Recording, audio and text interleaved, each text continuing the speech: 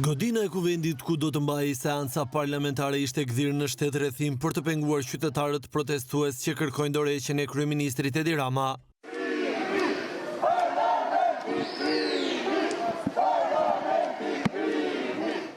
Qindra efektiv policie kishin dalë me një urdhër të prerë që të pengonin dhe ushtronin dhunë ndaj çdo qytetari që do të afrohej te kordoni policor, e më pas dhuna do t'i përndiqte në rrugët e Tiranës.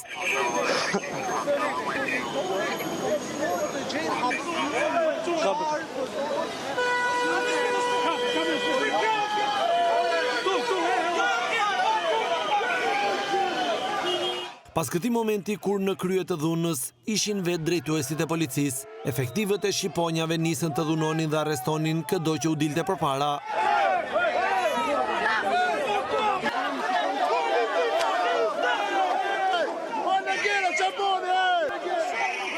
Për koordinatorët e protestës dhe më aktivët, policia kishte ndërtuar një tjetër strategji, atë të marrjes varë dhe kapjes nga duart e këmbët, për të bërë shembull e ushtruar terror edhe tek protestuesit e tjerë.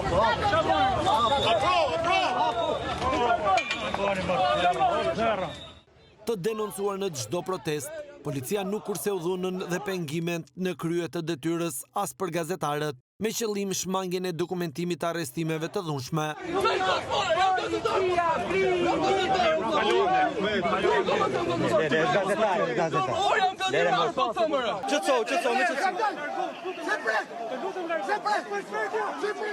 Teksa qytetarët të vetmet mjet e proteste kishin domate e vezë, policia sërish nuk kurseu përdorimin e dhunës dhe sprajt elmues, duke lënduar disa protestues.